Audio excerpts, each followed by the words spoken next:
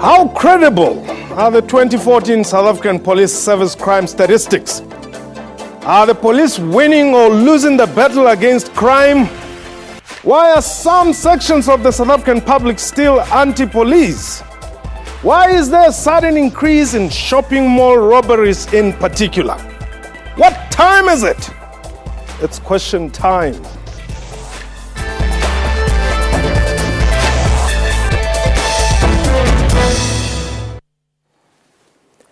Hello and welcome. My name is Nkosinathi. The crime scourge in South Africa continues to pose a serious challenge, not only to police authorities, but to South African public at large. Police Minister Nkosinathi Nhleko says there's been an increase in serious and violent crimes in the 2013-2014 financial year.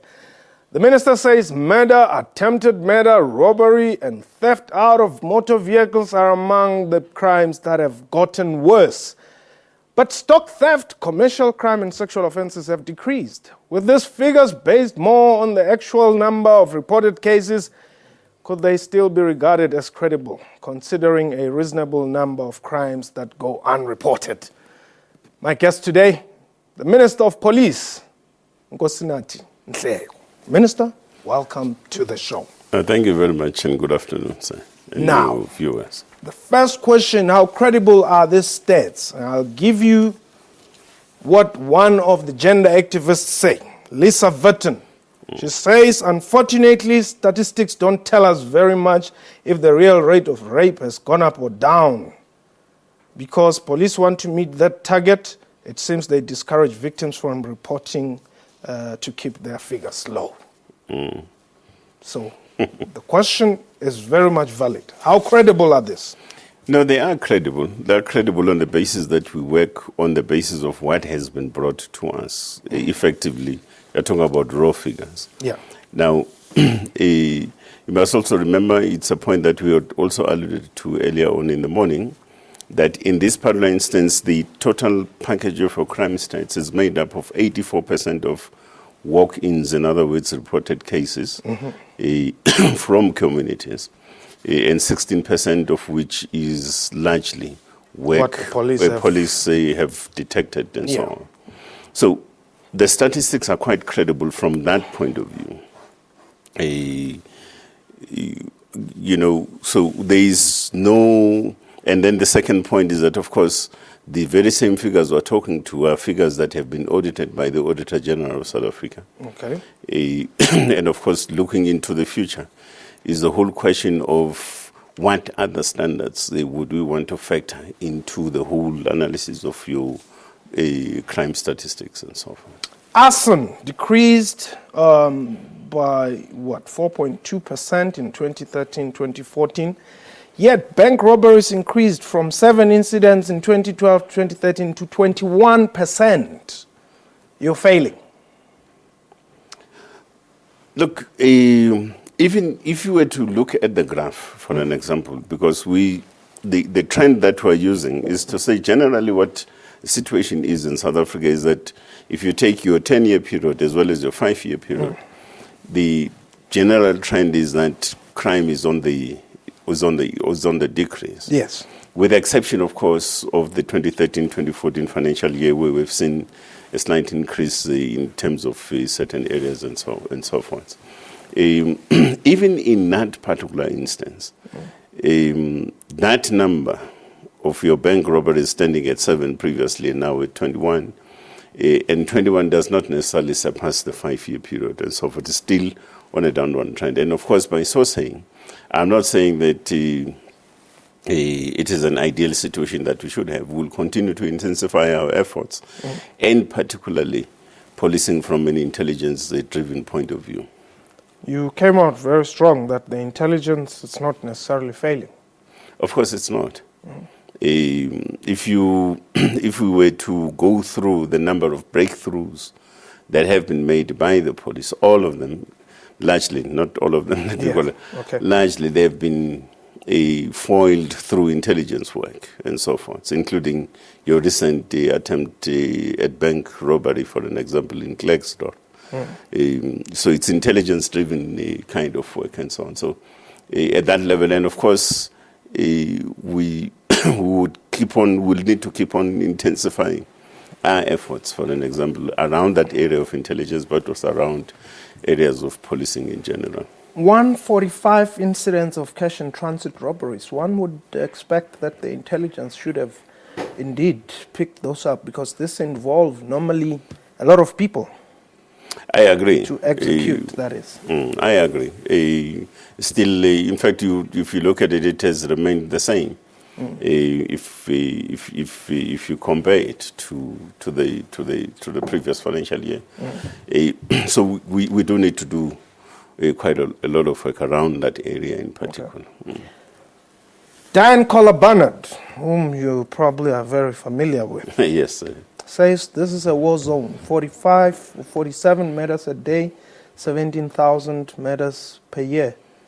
10 people murdered every day in KZN. Is this not a war zone? Look, I don't know how do you determine a war zone. I wouldn't know what the threshold for a war zone is really.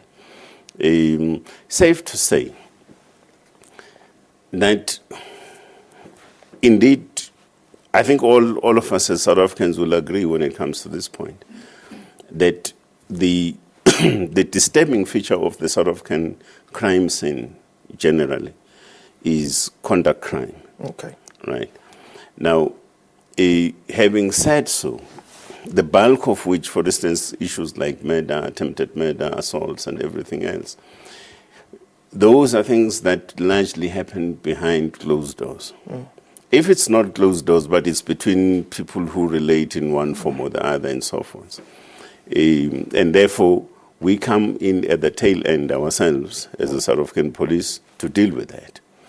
Now, and therefore the issue that we need to deal with at a broader societal level is, why is it that we have such problems? Why is it that if you and I disagree, we think that we've got to settle that through throwing punches and stuff like that?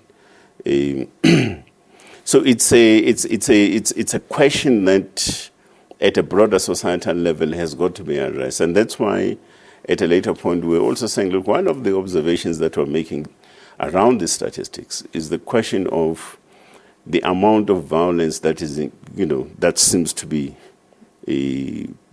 prevalent in one form or the other. Okay. In one form or the other within our society. And that's why we need to have a broader sort of dialogue on the issue. Okay. I want us to take a quick break. When we return, I'll also take some of the views that are expressed by our viewers as well. Okay. This question time, please don't go away.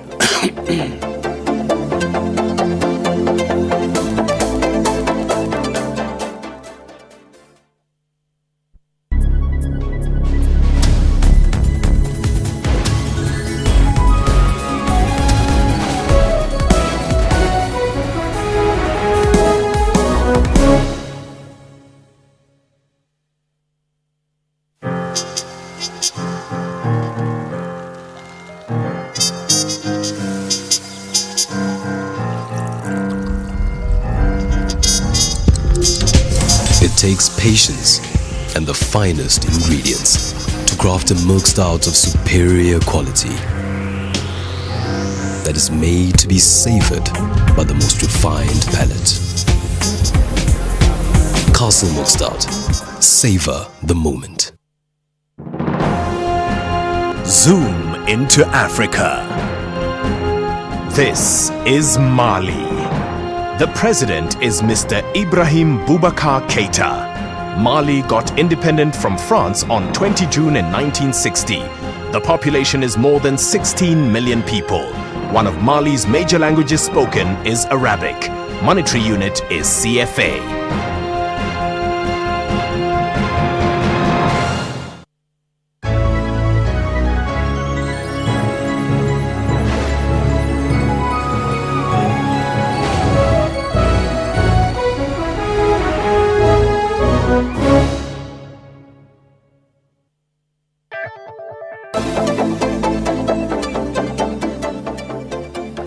Minister Nkosinathi Nhleko is my guest today, and you're still watching Question Time. Now, Minister, welcome back. Let's see what our viewers have to ask you in particular on our tweet at question time to 4. Are SAPS making headway on rooting out active members with criminal convictions, and what are the stats in this regard? No, we are. There's quite a lot of work that has been done in that direction. Okay. In 2013-2014 financial year, statistics stands at over 700 police members that have been charged, Okay. for an example. And having said so, and I think this is the point that we try from time to time to caution against this particular matter. It does not necessarily mean that every policeman and woman is corrupt. Correct. And so forth. So you have hundreds of thousands of police members that wake up every day and prioritize on making South Africa Of integrity safe and honesty, yes. And all we need to do, from whether political leadership point of view and broader societal leadership point of view, and even individual members of society, we must encourage at all material times those that do good. Since we have seen the statistics and almost all crime rates increased, what are the new implementation procedures proposed? Firstly, I think the almost all crime rates increased. I think it's not so accurate. Yeah, I think so. Yeah, out of the package of 20, for an example, you only have 6 areas that have increased. Yeah. And of course, ourselves, we are saying that around specific areas of work, we do need to intensify our efforts. But in intensifying our efforts, there are areas wherein we need to partner up and work with everybody else in our society to resolve some of these questions. For instance, what do you do with the levels of violence in certain instances? You need a societal engagement at that particular level. Okay. How do we intensify intelligence-driven kind of policing, for an example? So those are some of the issues operationally that will certainly would need to look The into. last one I want us to look at is, are our police allowed to control or arrest culprits of labor unrest or strikers if it turned violent? And this is Utusitse Dipito says, I've seen worst of this. And I want you to, whilst responding to this, just also look at service delivery protests, because there have been questions or concerns raised around the capacity of the South African Police Services to deal with that. No, it's firstly on the question of service delivery protests. It is a worrying sort of phenomenon indeed. Now, we will also remember that it is only just recently that we are recapacitating ourselves as a South African Police Service insofar as the public order policing unit. And we continue to look at how we then have got to increase and double up our numbers there in the next 2-3 years, for an example, also including the question of how do we equip ourselves to deal with the phenomenon of managing public protests in particular. But the direct question that has been posed is whether or not are police allowed to effect arrests in case public sort of protests do turn violent and so forth. The duty of the South African Police Service is to enforce the law. So, and that's what we try and do at all material times, with, of course, the issue around public order policing, for instance. Mind you take into account that you need, we're dealing with issues of capacitation at that level for us to be able to deal with that. Now, the trend is such that over the past 5 years, from 2008, 2009, 2008 being your lowest point, thereafter, we have had a serious sort of increase on issues of public protests, with some of them, in the minority, of course, turning violent, and we have had to deal with those. Okay. Does farmers with guns for self-protection? You know, that rumor. What is happening? Are you considering giving farmers guns to protect themselves? And would this be an acknowledgement on your part to say you're failing to protect them? No, I don't know where that point comes from. I don't know. You heard about it, though? No. I'm just hearing it for the first time from you. Okay. But the point is this, is that indeed we are concerned with the level of safety in rural areas. Yeah. Be it, in farming communities or even, for that matter, freehold kind of settlements, and so on. For instance, you remember that in the Eastern Cape, the area around Mthatha, Butterworth, and so forth, you have a scourge of rape of the elderly, for an example. So, so we're quite concerned about that. And of course, in terms of just commercial farmers, you also have got farm killings, and so it goes. Now, we have put together a rural safety strategy. Okay.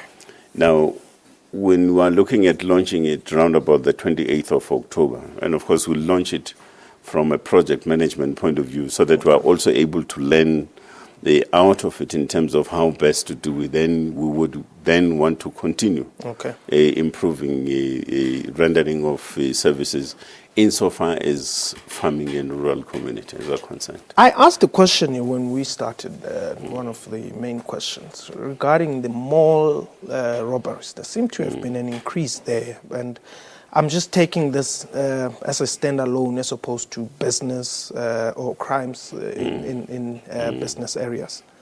What seems to be the reason behind this increase? It's difficult to say at this stage, except that you must remember that some of these syndicates are part of your broader syndicates as well. So they who conduct these kinds of robberies, you'll find they are part of the same sort of syndicate as those who are hijacking cars, or those that are involved in illicit drug trades and so on. So it's part of the ongoing work that we ourselves, from an intelligence point of view, are conducting to study these kinds of patterns and so forth. What we have noticed, though, and we have had some discussions with representatives of business in the banking sector in particular around this very same problem, is that what we have noticed is that there's a particular trend here. You see, one of the trends is that they're so brazen.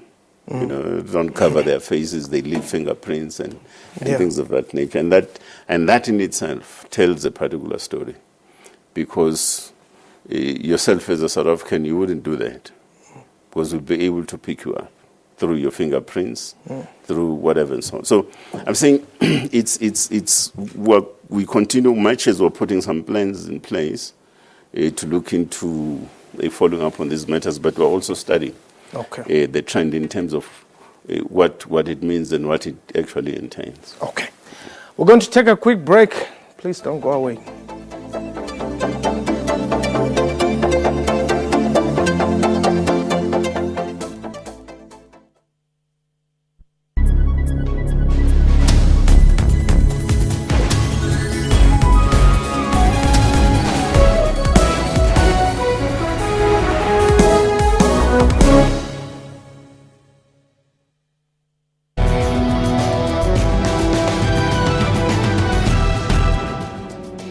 Healthy food is not always the cheapest food option, and so making the healthy choices, the easier choices, remain a health challenge for South African children. Bipolar disorder is said to affect 1 in 100 people. Low back pain, the most common spinal disorder, affects about 8 out of 10 people at some point in their lives. Back pain persists for more than a week or two. Seek advice. I'm Dr. Cyril Mutau. Watch Health Talk every Saturday on SABC. A very warm welcome to you at home. This is Afro Showbiz News, the show that brings you all things art and entertainment from around the African continent. Tunisian rapper Ben Ahmed, better known as Clay BBJ, has been released after spending 2 weeks in prison. The arrest came after he was accused of insulting security and violating public morals.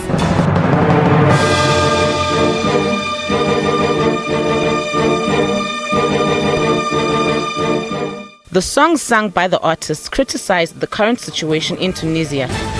That's Afro Showbiz. Catch us every Saturday evening at 7:30.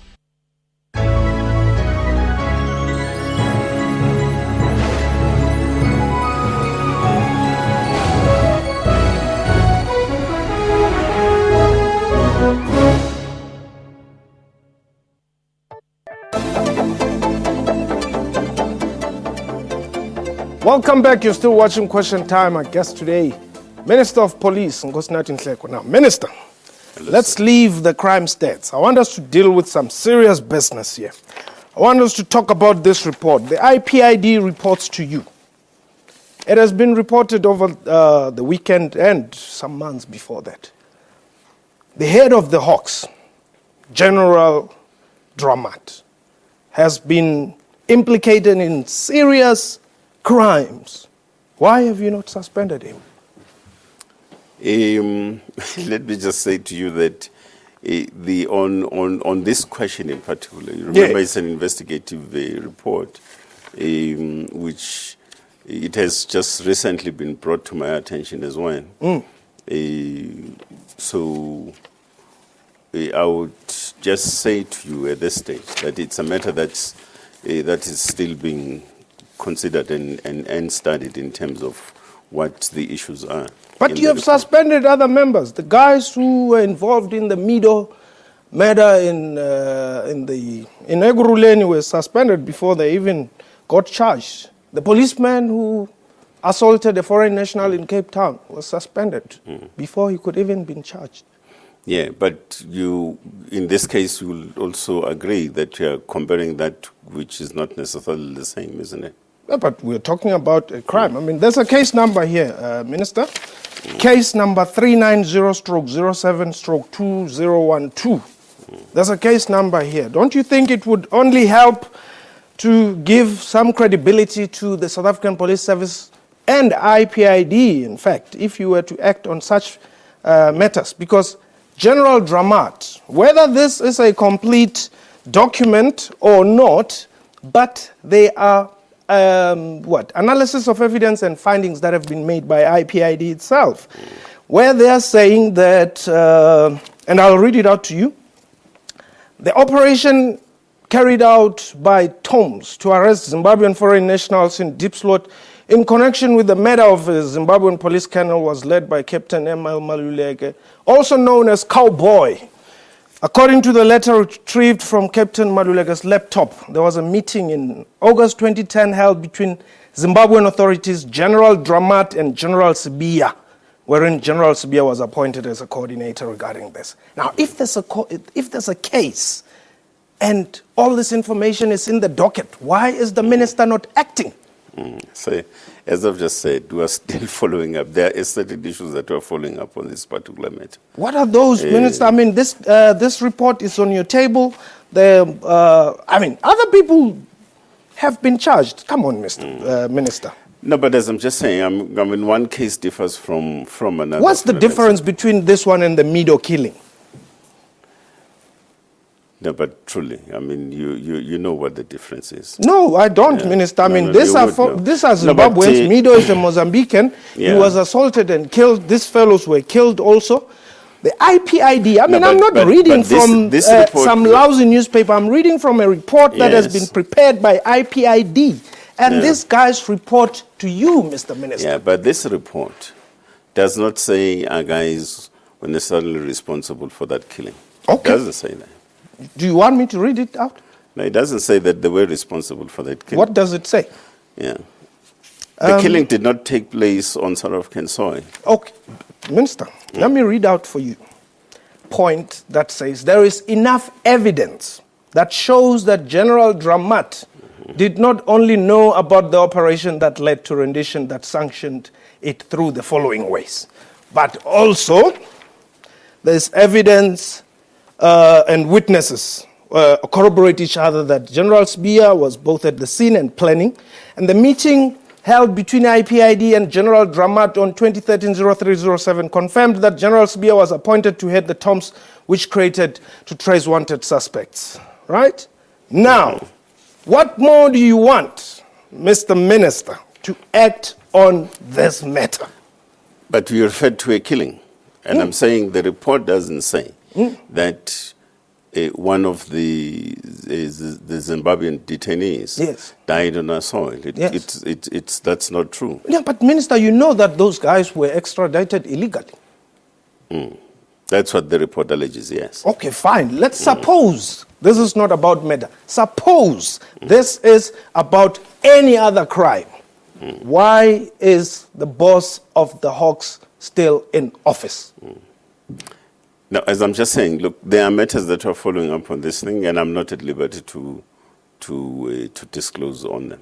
Can we get a commitment from you that you're going to act as you did with, as the SAPS did or IPID did with the Mido we will certainly suspects? follow up. We'll certainly follow up on this. Shall we get a commitment that you will act as IPID did in Cape Town? We'll certainly follow up on these matters. As I've just said, there are matters that have got specifically to be followed up on that specific case. And of course, a decision would then be made in due course. You're giving me a political answer. No, it's not a political It answer. is. It's a You're factual not answer. committing. Okay, it's a process answer. Let me put it to you that way. What is going to happen between today and when? Yeah. As I'm just saying, there are matters that we are following up on the particular matter.